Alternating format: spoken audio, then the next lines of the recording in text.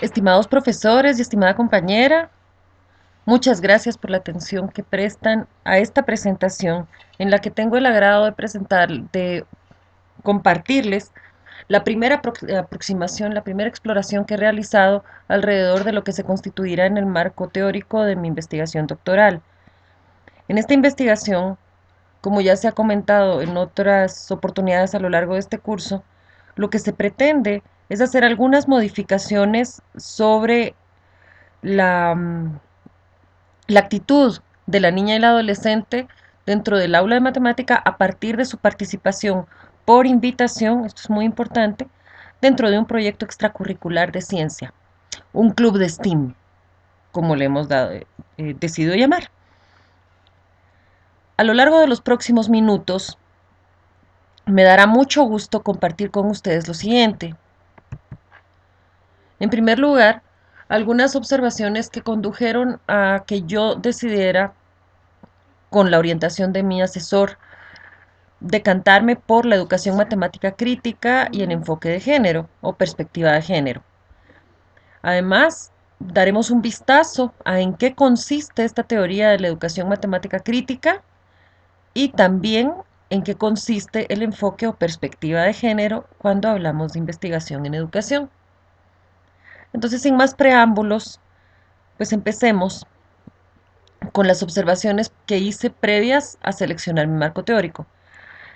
En principio me gustaría compartirles que no fue una selección fácil. De hecho, eh, incluso hice un poquito de lectura alrededor de algunas teorías afines al conductismo, porque yo lo que quería era ver ante un estímulo qué respuesta iba a tener. Y dentro de ellas encontré el funcionalismo y el asociacionismo de Thorndike, que me parecieron sumamente interesantes, puesto que no refieren al castigo-efecto, digamos, al castigo como causa, sino al refuerzo como causa de un efecto positivo. Pero esto podía llevarme a extender mucho más y a que fuera mucho más complicado, mucho más inviable, digamos, la realización de mis observaciones, puesto que yo no estaría en contacto con mi muestra demasiadas horas al día, sino más bien una vez a la semana o una vez a la quincena, como les he comentado en la presentación de mi metodología de investigación. Entonces, ¿por cuáles me decidí? Como verán, por la educación matemática crítica y por la perspectiva de género o el enfoque de perspectiva de género. Entonces, ¿qué observaciones fueron esas que me permitieron a mí tomar una decisión de esta naturaleza? En primer lugar, recordar cuáles son las variables con las que yo voy a trabajar en este estudio. En primer lugar, la autoestima matemática del grupo de estudiantes. Cuando hablamos de la autoestima matemática nos referimos a cómo se percibe a sí mismo el estudiante, o en este caso la estudiante, cuando se encuentra dentro del aula de matemática. Se percibe capaz, se percibe cómodo, se identifica con el temor o con la angustia, se siente ansioso. Todos esos factores que hacen que un estudiante pueda sentirse menos que los demás dentro del aula. Lo que se pretendía era ofrecer, o lo que se pretende más bien, es ofrecer a las niñas un refuerzo dentro del aspecto afectivo de su personalidad, un refuerzo de su emotividad, invitándolas a un proyecto de ciencia exclusivamente para niñas. Esto, pretendemos, manipulará la variable de autoestima matemática de las estudiantes. Y queremos en ese caso medir los efectos que esta manipulación tendrá sobre su misma autoestima, sobre la actitud hacia las matemáticas y sobre el rendimiento en el curso. Nótese por favor que estoy claramente orientada hacia la modificación de un prejuicio social, que las mismas niñas parecen haber nacido con él, pues nos ha ocurrido a muchas, ¿verdad? Que nacemos en comunidades que son más o menos conservadoras, Latinoamérica particularmente es así, no sé cómo sea Uruguay, pero Pero en Guatemala la cosa es terrible, ¿verdad? La cuestión de la identidad de género, que se construye desde que se es niño, ¿verdad? El género, como platicaremos cuando hablemos un poco de la perspectiva o enfoque de género. En segundo lugar, después del análisis del estudio del arte, a lo largo y ancho del planeta, en todo el mapa mundi, se observa un problema marcado de desigualdad dentro del aula de matemática con relación al género. Me explico. Se privilegia tanto el aprendizaje como el desenvolvimiento, como el desarrollo y el crecimiento, los retos, hacia los niños y no hacia las niñas, sobre todo cuando las niñas ya empiezan a alcanzar la pubertad. ¿Esto a qué puede deberse? Lo único a lo que han llegado los investigadores, a los que se consultó dentro del estado del arte, es que obedece realmente a la carga sociocultural dentro de la que se están haciendo. Lo que les decía exactamente hace un momentito, o sea, parece que las mujeres hemos nacido con ese chip incrustado o que desde el vientre nos están condicionando a que existen ciertas cosas que son para mujeres y ciertas cosas que son para hombres. La matemática, lamentablemente, bueno, lamentablemente no, porque eso es un reto que siempre resulta bonito, ¿verdad? Y eso es lo que me está dando a mí ahorita material para investigar. La matemática ha sido considerada como un dominio masculino, ¿verdad? Leí una investigación en la que se reporta que en la universidad más grande de México, menos del 35% de los investigadores en el área de matemáticas son mujeres, ¿verdad? Ni se diga Guatemala. Guatemala tiene un rezago espantoso. Entonces, pues sí, este es un problema social. Se espera que desde el momento en el que se empieza a investigar, este problema social sea modificado, ¿verdad? Y es ahí donde entra la cuestión y el vínculo, el clic que se hace con la teoría de la educación matemática crítica. Nuestra línea de investigación, por otra parte, lo que quiere es promover una sociedad igualitaria desde el aula de matemática. Ya en un momentito vamos a conversar sobre Ole Skopmose, el danés, que concibe al aula de matemática como una microsociedad. Y lo que nosotros deseamos es que esta microsociedad sea igualitaria, sea democrática. Entonces, a partir de este momento, yo he asumido uno de los principios de la educación matemática crítica, que es que la matemática educativa no puede ser neutral. Ya platicaremos en un momentito de eso, ¿verdad? Entonces, entrando en materia de lo que compone mi marco teórico, me gustaría compartir con ustedes en primer lugar lo concerniente a la educación matemática crítica. Y empiezo con esto. La matemática no puede ser neutral. La competencia matemática no solo nos obliga, sino que nos permite interpretar matemáticamente las situaciones que se dan en la sociedad. Yo lo veo ahora con esto de la contingencia por la pandemia del coronavirus, que nos está afectando a todos, cómo se marca la diferencia entre los matemáticos que están promoviendo algunos modelos y algunos análisis y algunas gráficas dentro de las redes sociales y las personas que no lo hacen. Al interpretar matemáticamente las situaciones sociales, nos podemos enfocar claramente en donde están los espacios problema y podemos influir, podemos proponer soluciones, podemos generar espacios diferentes, espacios de justicia. Recién ahorita, hace un momentito, cuando estaba preparándome para grabar este video, estaba revisando Twitter y ya existe aquí en Guatemala una página alternativa en la que, con la colaboración de hombres y mujeres expertos en matemática y en epidemiología, se está llevando un control y una estadística de los casos de COVID-19 que permitan a las personas estar mejor informadas, ¿verdad? Porque la información da poder. La ignorancia solo nos pone en peligro, pero la información da poder. Entonces me gustaría terminar diciendo que la matemática debería servir para generar espacios justos, democráticos, en los que todos tengamos voz y voto e igualitarios, como afirman Cárdenas y Muñoz en su investigación de 2014. Guerrero, en el 2008, también nos habla de las influencias que, que permitieron el nacimiento de la educación matemática crítica. Hay que reconocer que esta es una teoría reciente, es una teoría bastante joven. Nació en los 80s, en la década de 1980, pero se fortaleció en los 90s y ahora está en pleno auge, a pesar de que es afín con algunos teóricos que veremos que son de los 70s.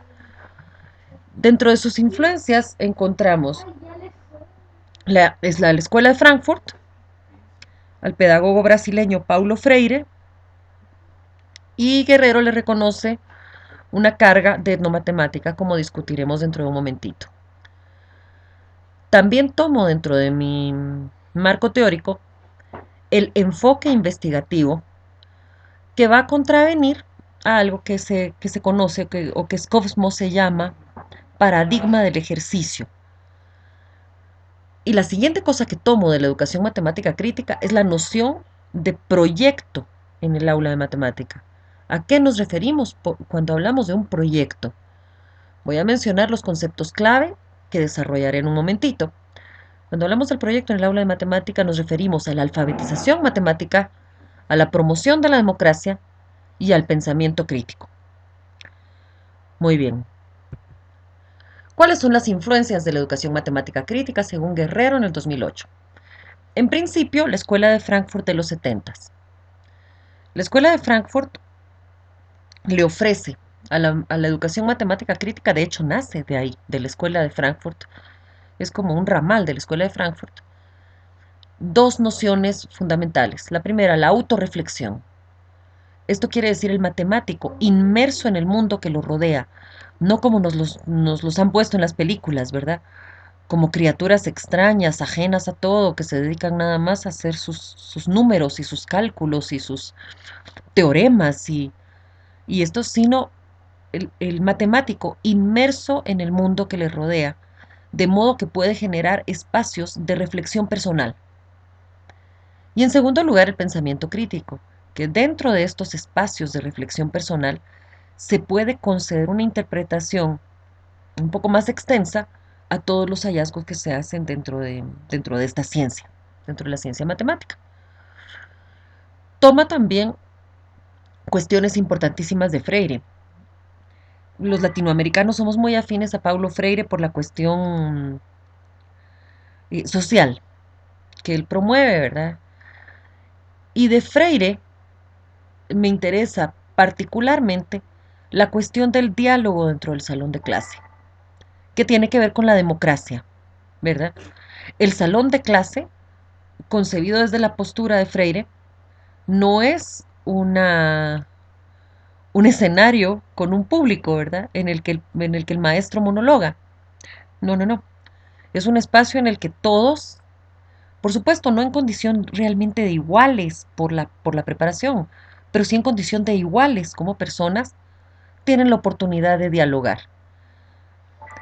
La segunda cosa que me interesa a mí mucho del aporte de Freire es la cuestión de la problematización, es decir, la generación de problemas que vienen de la sociedad y que pueden ser tratadas dentro del aula de clase.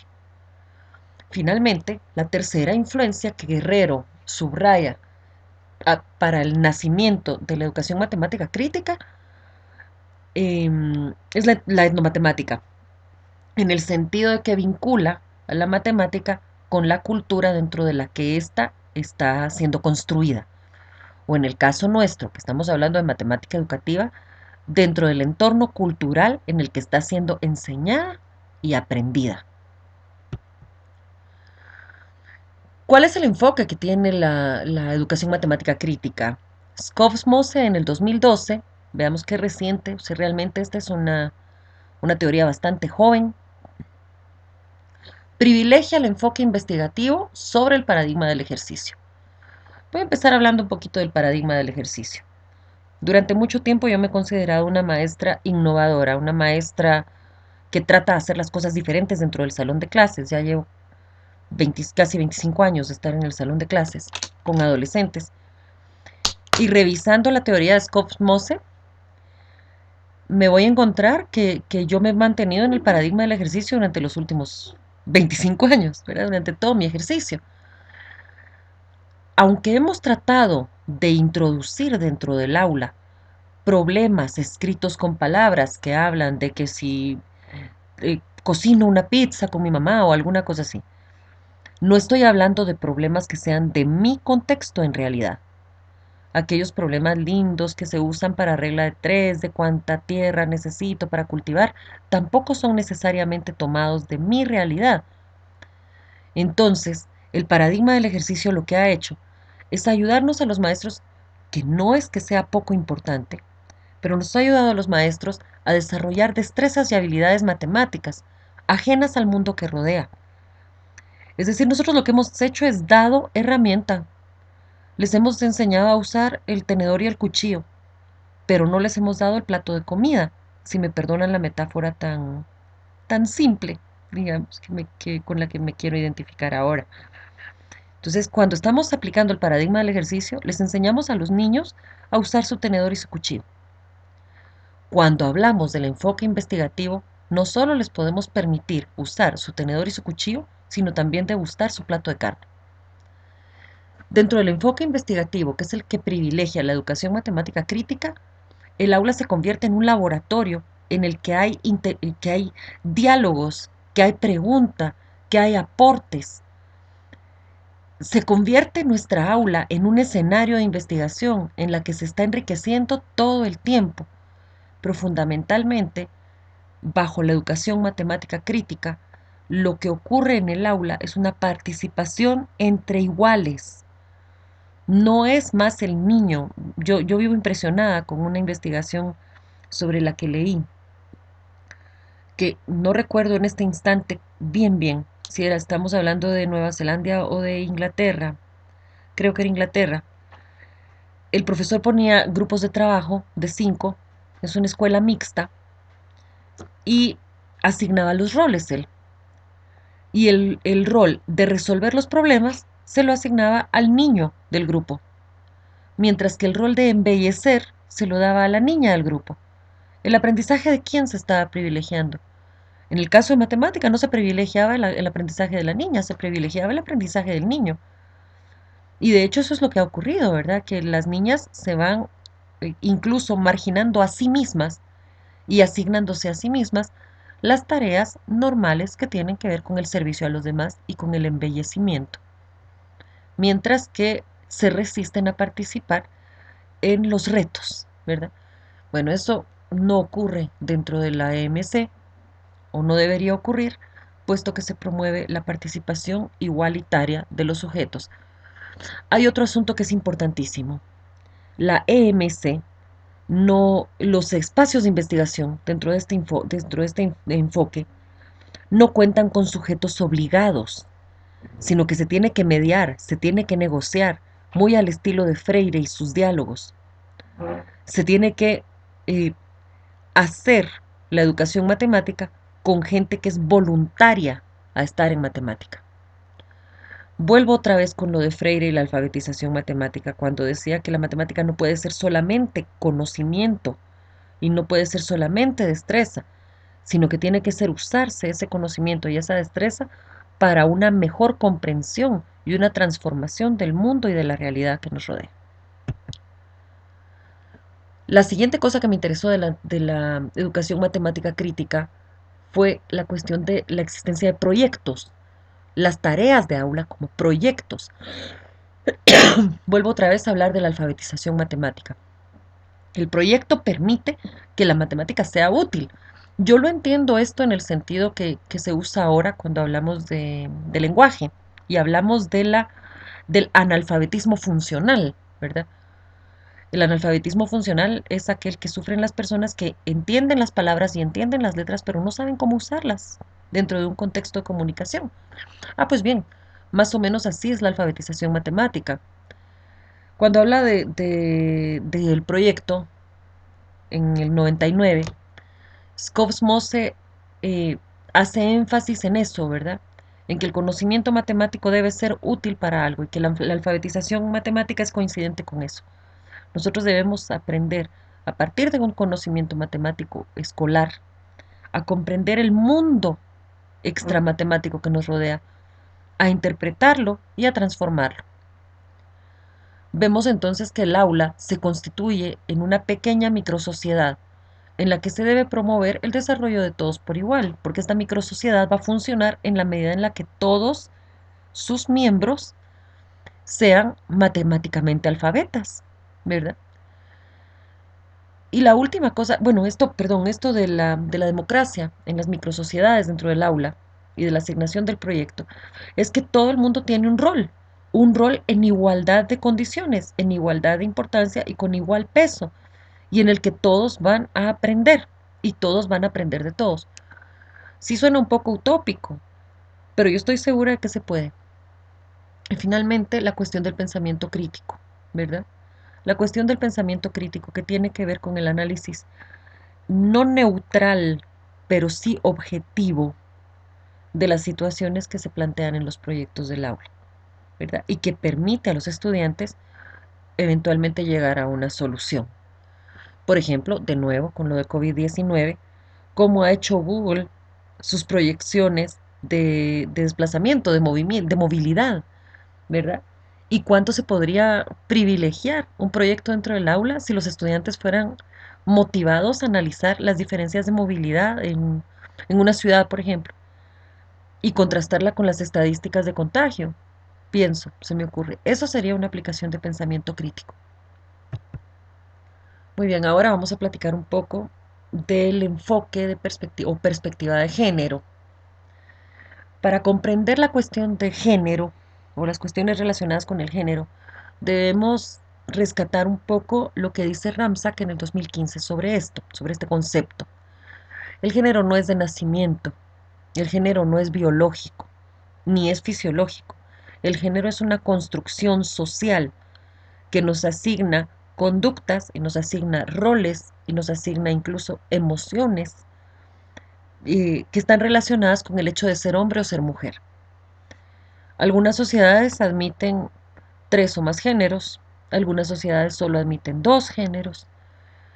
Aunque Latinoamérica está abriendo las puertas al reconocimiento de otras comunidades y otras identidades de género, que veremos más adelante, y sigue manejándose con mucha fuerza la cuestión de género como femenino y masculino. Yo personalmente me voy a centrar en esta percepción, no porque no respete las otras identidades, sino porque dentro de la comunidad a la que pertenezco, estos son los dos géneros públicamente asumidos y admitidos, ¿verdad? Y es a la niña a la que se hace prioritariamente de menos, ¿verdad? Entonces, ahí vamos a lo que dice identidad de género. La identidad de género es como yo, como individuo, como es de complicado eso de si usamos la A o la O, como individuo, ¿con qué género me identifico? Me siento identificada con el género femenino por todas esas construcciones sociales que ya hemos hablado que se le asignan, o me siento identificada con el género masculino o con algún otro género. Por ejemplo, mucha niña se aleja del aula de matemática porque aunque le gusta y es talentosa, su género no es supuesto para estar en esta ciencia. Ella se ha asumido como femenina y no es lo normal que una niña haga matemática. Hago esto solo como un ejemplo, ¿verdad? Esta no es una acotación estadística, sino solamente como un ejemplo. Y esto nos lleva entonces al enfoque o perspectiva de género. Enriquezco mi informe sobre la teoría del enfoque o perspectiva de género a partir de las investigaciones de Serret en el 2008, de García en el 2012 y de su servidora en el 2019. Cuando hablamos del enfoque o perspectiva de género, no nos referimos a una investigación que se hace para destacar las diferencias que hay en el acontecimiento de un fenómeno respecto a si se es hombre o se es mujer, o si se tiene género masculino o femenino. No es una perspectiva neutral tampoco, porque sí se fija especialmente en las cuestiones relacionadas con la desigualdad de género. Pero lo que sí persigue el enfoque o perspectiva de género es que a partir de las investigaciones que se desarrollan, los fenómenos sean modificados y se contribuya a construir espacios igualitarios, en los que si a mí me gustan las matemáticas, aunque yo sea una niña, tengo un espacio para desarrollarme en esa área. No tengo que irme haciendo a un lado, haciéndome al margen o decantándome por otra profesión o por otra ocupación o incluso llegando a ocultar mis talentos particulares en matemática porque no son algo propio de las mujeres, ¿verdad? Entonces, cuando se habla de un estudio bajo la perspectiva de género, a eso es a lo que nos vamos a referir, a que la interpretación de los datos va a buscar encontrar esos puntos de quiebre o esos puntos de desigualdad con aras de superarlos y de vencer todos los obstáculos. Muchas gracias por su paciencia y muchas gracias por sus aportes y por su atención a esta presentación. Espero con ansiedad sus comentarios. Que tengan una bonita semana y muchas gracias.